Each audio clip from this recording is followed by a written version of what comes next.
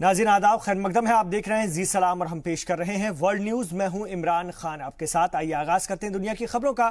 Thailand की एक गार में 15 दिनों से फंसे 12 लड़कों और उनके फुटबॉल कोच में से अब तक 8 को बाहर निकाल लिया गया है। आज मजीद 4 बच्चों को गार से बाहर निकाला गया, जिन्हें इलाज के लिए अस्पताल में भर्ती कराया गया है। इससे कबल इतवार को 4 फुटबॉल खिलाड़ियों को गुफा से निकालने के बाद हेलीकॉप्टर के जरिए अस्पताल भेजा गया था। बाकी 7 लोगों को गार से निकालने के लिए कल रेस्क्यू ऑपरेशन दोबारा शुरू किया जाएगा। बचाव मुहिम में कुल 70 गोताखोर शामिल हैं। इनमें 40 थाई जबकि 50 दीगर ममालिक के गोताखोर हैं। रेस्क्यू ऑपरेशन के चीफ नारोंगसाक आसोतानाकोर ने बताया कि अब तक 4 बच्चों को गुफा से बाहर निकाला गया है। बाकी लोगों को निकालने के लिए टीम कोशिश कर रही है। आपको बता दें कि दरअसल वाइल्ड बोर्ड्स नाम की फुटबॉल टीम गुफा में 23 जून से फंसी है। ये लोग घूमते हुए गुफा तक पहुंच गए थे और तेज मानसूनी बारिश की वजह से गुफा में फंस गए। इन्हें बचाने की कोशिश कई दिनों से जारी है और इन बच्चों के लिए खाना, पानी, दवाइयां और ऑक्सीजन पहले ही पहुंचाई जा चुकी है। खिलाड़ियों के वालिदैन ने कहा है कि उनके बच्चे बहुत बहादुर हैं और वो जल्दी गुफा से बाहर आ जाएंगे।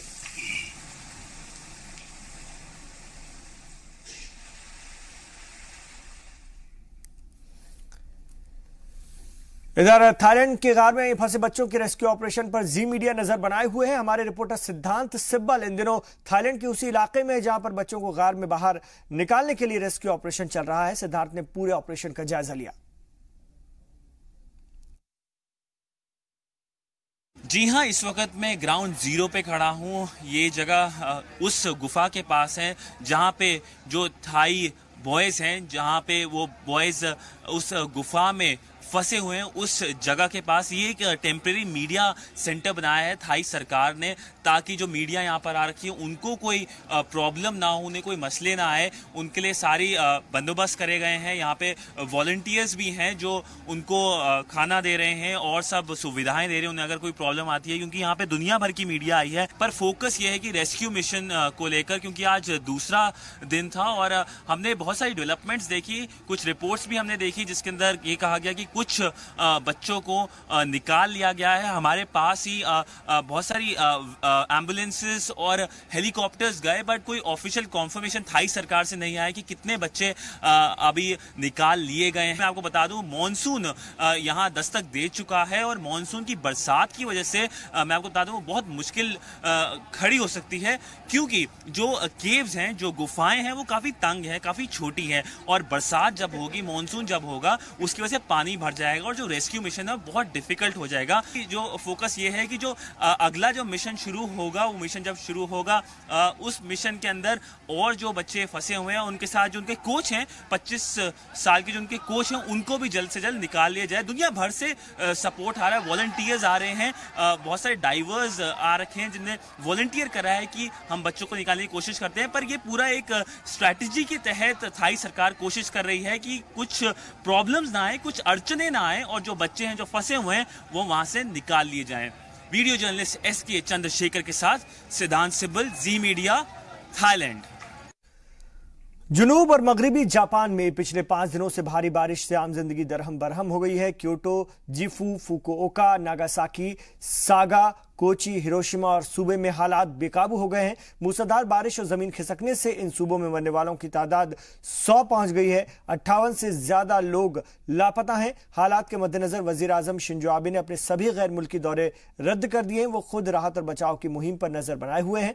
जराये के मुताबिक सैलाब से तकरीबन 40 लाख लोग मुतासर हुए हैं और 54,000 से ज्यादा जवानों को राहत और बचाव के काम में लगाया गया है। मौसम महकमे ने मगरबी जापान के कई इलाकों में अगले 24 घंटों में भारी से भारी बारिश होने का खदशा जाहिर किया है। नागासाकी, सागा और हिरोशिमा में ट्रांसपोर्ट सर्विस बंद कर दी गई है। सड़कों पर कई फुट तक पानी भरा हुआ है। मेट्रो और ट्रेनों को रोक दिया गया है। जापानी मौसम महकमे ने कई इलाकों में अलर्ट जारी करते हुए लोगों से अलर्ट रहने की अपील भी की है।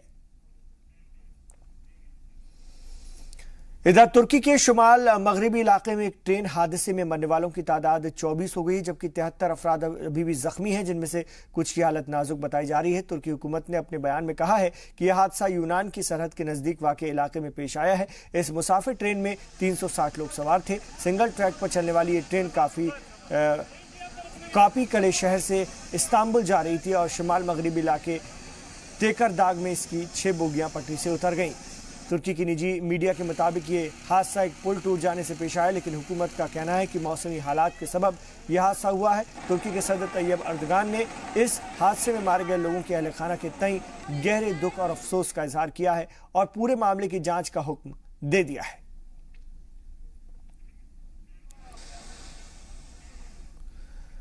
और जुनूब मगरबी इंग्लैंड में नर्व एजेंट नोविचोक से मुतासरा खातून डॉन स्टगेस की मौत हो गई है। लंदन की स्कॉटलैंड पुलिस ने यह जानकारी दी है। ये 44 साल खातून और उसका 45 साल शौहर एक हफ्ते कबल बेहोश की हालत में बरतानवी शहर सेलिसबरी के करीब कस्बे में मिले थे, जिन्हें अस्पताल में भर्ती कराया गया। बरतानवी तिब्बी और कीमियाई माहिरीन के मुताबिक ये जोड़ा भी नोविचोक नामी इसाबी जहर का निशाना बना था। जिस तरह साबिक रूसी जासूस सर्गेई स्क्रिपल और उनकी बेटी यूलिया पर मार्च में सेलिसबरी से हमला किया गया था। ब्रिटेन की पीएम टेरेसा ने यह कहा है कि वो स्टगेस की मौत से वो बहुत दुखी है। उन्होंने कहा कि पुलिस और सिक्योरिटी अफसर इस वारदात का पता लगाने के लिए तेजी से काम कर रहे हैं।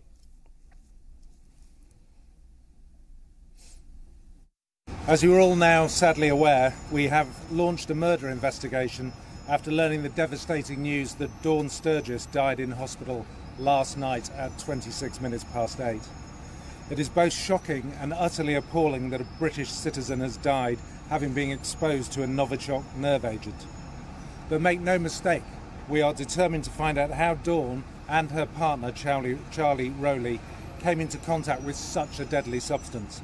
And we will do everything we possibly can to bring those responsible to justice. और शाम के जुनूबी सूबे दरा में शामी अपोजिशन और रूसी फौज के दरमियान जो जंगबंदी है उस पर हम बात करेंगे एक छोटे से वक्फे के बाद। आप देखते रहिए वर्ल्ड न्यूज।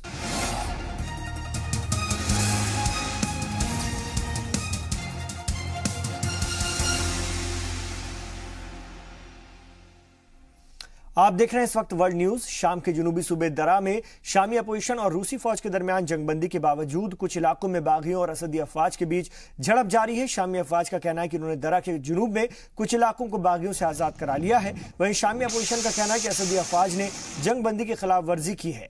उन्हें इलाके से इनखला के लिए सेफ पैसेज नहीं दिया जा सकता। जब तक सरकारी अफवाज उन्हें महफूज इनखला नहीं करने देते तब तक वो भारी हथियार सरकारी फौज के हवाले नहीं करेंगे। आपको बता दें कि गुज़िश्ता दिनों जंगबंदी के समझौते के बाद फरीकैन ने एक दूसरे पर बमबारी रोक दी थी। जंगबंदी मुआहदे के तहत अपोजिशन फोर्सेस को भारी हथियार सरकारी फौज के हवाले करना है, जबकि शामी फौज हालिया दिनों में कब्जे में लिए गए इलाकों से बदतरीन वापस चले जाने की बात कह रही थी और उर्दन की सरहद पर रूसी मिलिट्री पुलिस के दस्ते तैनाती की जानी थी। वाज़ेह है कि गुज़िश्ता हफ्ते के रोज से दरा में बागियों और रूसी फौज के दरमियान जंगबंदी के लिए मुज़ाकरात के 4 दौर चले, जिनके बाद जंगबंदी का ऐलान हुआ।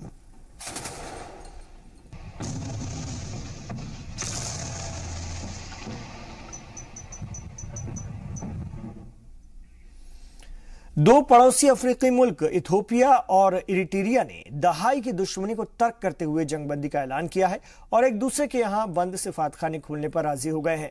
इथियोपिया के वजीर आजम अबी अहमद ने इतवार के रोज इरिट्रिया की राजधानी समारा में वहां के सदर असियास अफुर्की के साथ मुलाकात की और दोनों मुल्कों के ताल्लुकात बहाली पर बातचीत की। इथियोपिया के सरकारी टीवी चैनल पर दोनों रहनुमाओं की मुलाकात और मुज़ाकरात की तस्वीर भी नश्र की गई, जिसमें उन्हें एक दूसरे से बातचीत करते हुए गले मिलते हुए देखा जा सकता है। इथियोपिया के वजीर आजम अबी अहमद ने कहा कि उनके मुल्क में बहरी गुजरगाहें नहीं है, इसलिए वो इरिट्रिया की बंदरगाह इस्तेमाल करेंगे और इससे दोनों मुल्कों को फायदा होगा। आपको बता दें कि इथियोपिया और इरिट्रिया के बीच 90 की दहाई में जंग छिड़ गई थी, जिसमें कम से कम 80,000 लोग मारे गए थे।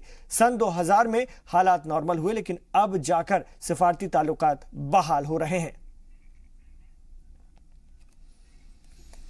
इधर ब्राजील की एक कोर्ट ने जेर हिरासत साबिक सदर लूला डिसिल्वा की रिहाई का हुक्म मंसूख करते हुए कहा कि साबिक सरबराह ममलिकत को जेल में ही रहना होगा। इस फैसले की वजह यह बताई गई है कि इस बात की इजाजत नहीं दी जा सकती कि कोई जज जनवरी में अपील कोर्ट की तरफ से सुनाए गए मुत्तफिका फैसले को तब्दील करने की कोशिश करे। ब्राजील की एक आला अपील कोर्ट के चीफ जस्टिस ने भी तस्दीक कर दी है कि लूला डिसिल्वा जेल में ही रहेंगे और इससे कबल इसी अदालत के एक जज ने हुक्म दिया था कि साबिक सदर को फौरन रिहा कर दिया जाए। लूला डिसिल्वा बदनवानी और मनी लॉन्ड्रिंग के जुर्म में 12 साल जेल की सजा उन्हें सुनाई गई थी। ब्राजील में अक्टूबर में इंतखाबात होने वाले हैं और इससे कबल लूला को रिहाई न मिलना सोशलिस्ट पार्टी के लिए एक बड़ा झटका माना जा रहा है। आपको बता दें कि लूला डिसिल्वा 2003 से 2010 तक ब्राजील के सदर थे।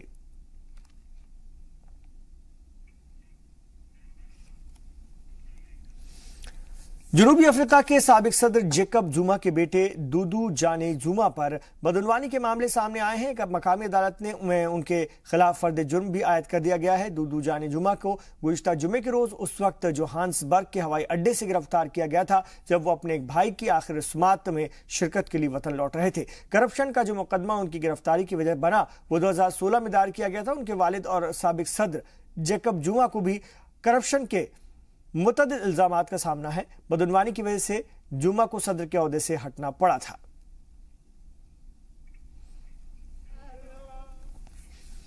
इस्लामाबाद की एहतसाबी अदालत से बदनवानी के मामले में 1 साल की कैद की सजा पाने वाले साबिक वजीर आजम नवाज शरीफ के दामाद कैप्टन सफदर को गिरफ्तारी के बाद जेल भेज दिया गया है। सफदर इतवार को अचानक रावलपिंडी में मुस्लिम लीग नून की एक रैली में नमूदार हुए थे और कई घंटों तक रैली की क़यादत के बाद उन्होंने खुद को पुलिस के हवाले कर दिया। एहतसाब ब्यूरो रावलपिंडी की टीम ने पीर को सफदर को इस्लामाबाद की एहतसाब अदालत में पेश किया जहां से उन्हें जेल भेज दिया गया। अगर उन्हें जमानत की अर्जी दाखिल नहीं उन्होंने की तो उन्हें फिलहाल जेल में ही रहना होगा। आपको बता दें कि जुमे के रोज एहतसाबी अदालत ने पाकिस्तान के साबिक वजीर आजम नवाज शरीफ को 10 साल, उनकी बेटी मरियम नवाज को 7 साल और दामाद सफदर को 1 साल कैद की सजा सुनाई थी। फिलहाल नवाज शरीफ और उनकी बेटी लंदन में है और उन्होंने जल्द वतन वापस लौटने का फैसला किया है।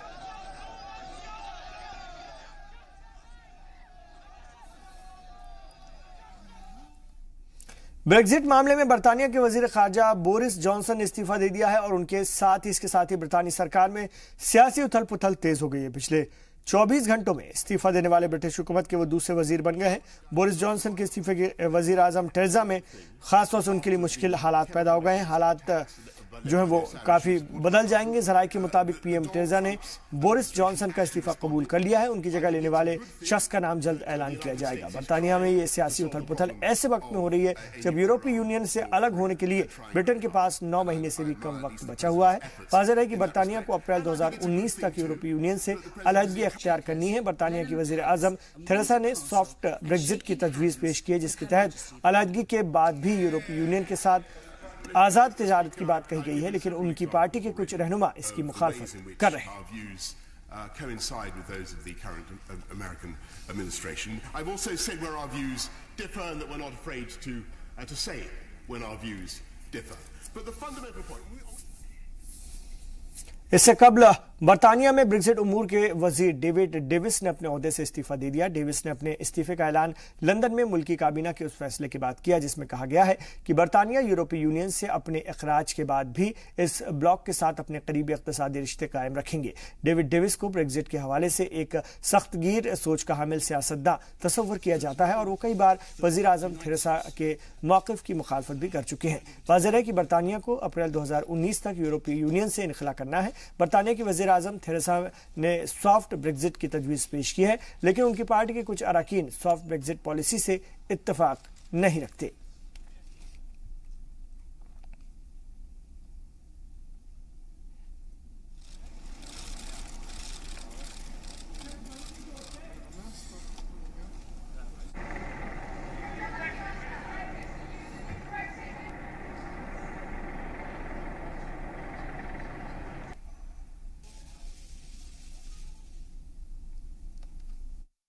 Essentially, two policies and the tactics. The policies are that we are now proposing to use the same rule book or the same laws, really, as the European Union. Not equivalent, not similar, but the same.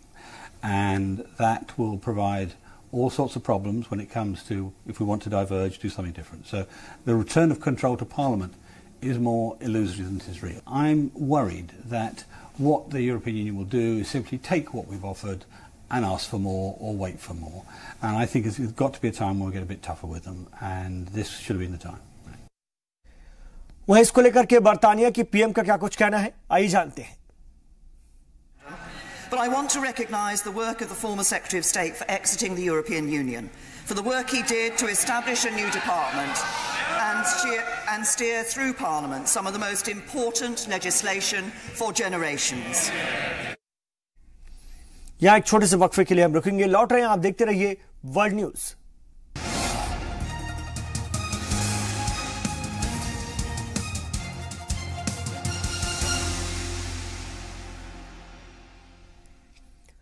आप देख रहे हैं जी सलाम पर world news. जनूबी Korea के सदर Moon Jae इन हिंदुस्तान के दौरे पर हैं और आज उन्होंने वजीर आजम पीएम नरेंद्र मोदी के साथ मुश्तरका तौर पर नोएडा के सेक्टर 81 में सैमसंग प्लांट का इफ्तिताह किया। सैमसंग की यूनिट दुनिया की सबसे बड़ी मोबाइल फैक्ट्री है। मून और मोदी ने नोएडा पहुंचने के लिए मंडी हाउस से मेट्रो के जरिए सफर किया। पीएम मोदी ने नोएडा में मुनक्किद प्रोग्राम से खिताब भी किया। मोदी ने कोरियाई कंपनी की जमकर तारीफ करते हुए कहा कि सैमसंग हिंदुस्तानी लोगों की जिंदगी में खास मकाम रखता है। मुल्क में करीब 40 करोड़ लोग मोबाइल और 32 करोड़ लोग सैमसंग ब्रांड का इस्तेमाल करते हैं। यह डिजिटल रेवोल्यूशन की तरफ इशारा है। मोदी ने कहा कि मेक इन इंडिया के तई हमारा आग्रह इकोनॉमिक पॉलिसी का हिस्सा नहीं है। उन्होंने कहा कि सैमसंग के इस नए प्लांट से हजारों लोगों को रोजगार मिलेगा।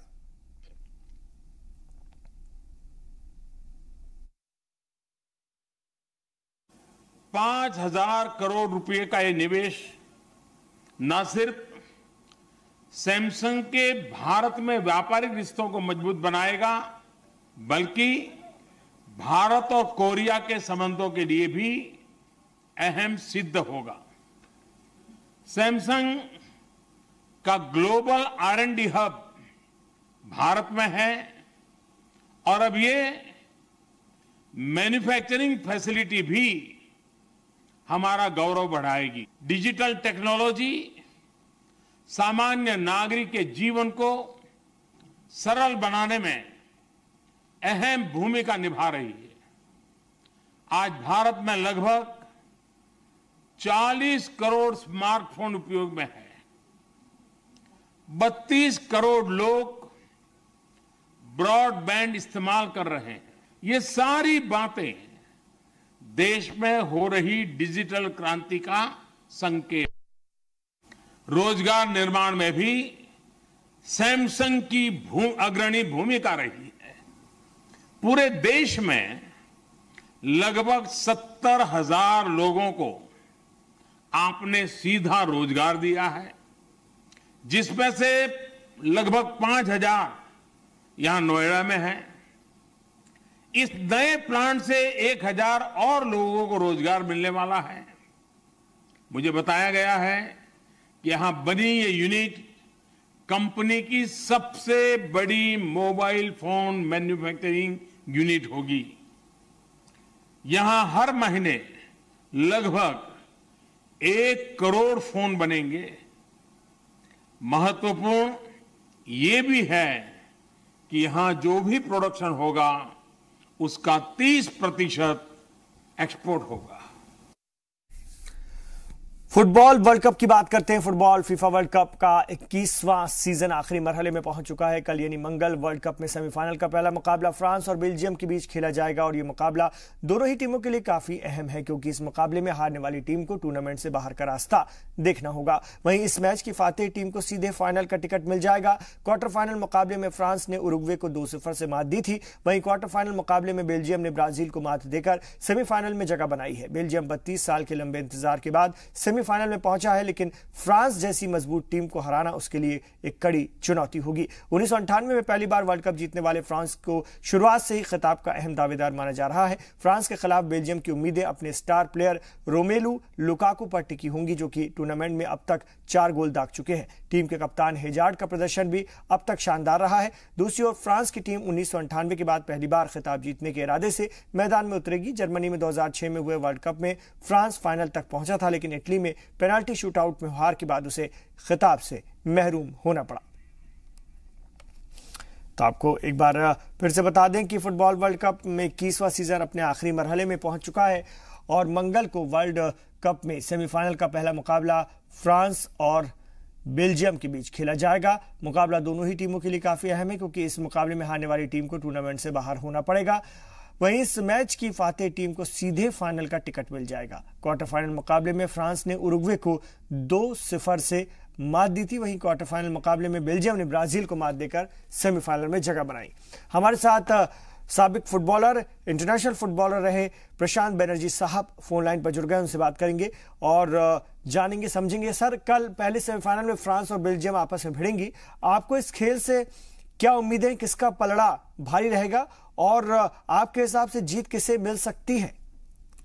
एक बात ऐसा है कि ये जो दो टीम खेल रहा है इसमें दोनों का ही टीम अच्छे है।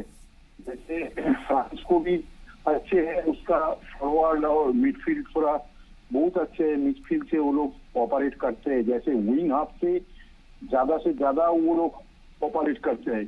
और बीच में अंदर में एक स्ट्राइकर रख दिया, जैसे वन स्ट्राइकर जिरूड को खिला रहा है और वो एम्बापे और बास वो ग्रीजमैन दोनों एक साथ ऑपरेट करते हैं पीछे से सामने वाला। और जब भी वो लोग अटैक करते हैं कम से कम 5-6 प्लेयर तो ऑलवेज वहाँ ऑपोजिशन डिफेंस में रहता है। ये सबसे अच्छे है। नंबर 2 है वो बेल्जियम का भी वो 3 फॉरवर्ड एक साथ, जैसे हैजार्ड और लुकाकू एंड द ब्रूनी, ये तीनों एक साथ जा रहा है। तीनों का गोल क्वालिटी का अच्छा है। और तीसरा बात है, इसका गोलकीपर सबसे अच्छा है। ये कोई टीम का अगर लास्ट डिफेंस अच्छे है तो उसको थोड़ा तो सुविधा होता ही है। लेकिन फिर भी हम बता रहे हैं कि वो हाफबैक जो लास्ट मैच में नहीं खेला फ्रांस का मातौडी, वो आ जाने से थोड़ा डिफेंस को सपोर्ट देने के लिए वो जो दो क्वेंटा और मातौडी दोनों इतना सपोर्ट दे रहा है। लेकिन एक चीज है जो पोग्बा और अच्छा खेलना पड़ेगा। पोग्बा का अभी performance not up to the mark. ये अगर अच्छे खेलेगा वहाँ कल मैच में तो हमारे हिसाब से फ्रांस का जीतने का उम्मीद ज्यादा रखते हैं। जी, दोनों टीमें यूरोप की हैं और दोनों के खेलने का तरीका भी एक जैसा। आखिर वो कौन से पॉइंट होंगे जहां ये दोनों टीमें एक दूसरे को मात देने की कोशिश करेंगी? ये दोनों का दो चीज का है। एक तो ये लोग सब यूरोप में सब टीम में खेलता है, एक दूसरे को जानते हैं, ये एक चीज है।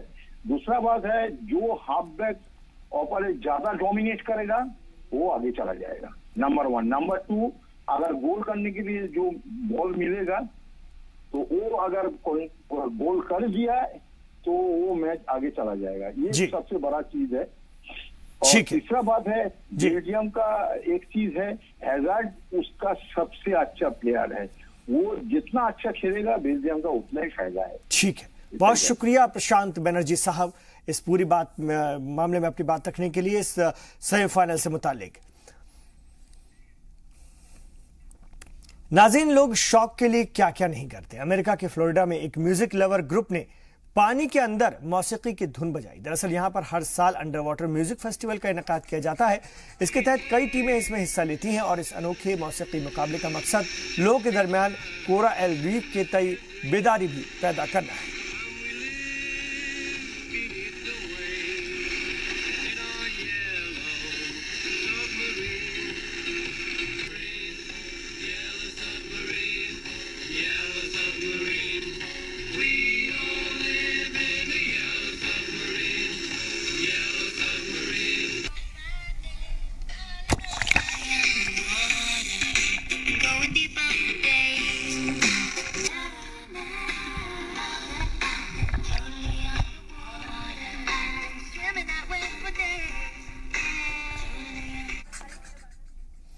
तो नाज़रीन, वर्ल्ड न्यूज में अभी इतना ही, लेकिन जी सलाम पर जारी है खबरों का सफर। आप देखते रहिए जी सलाम।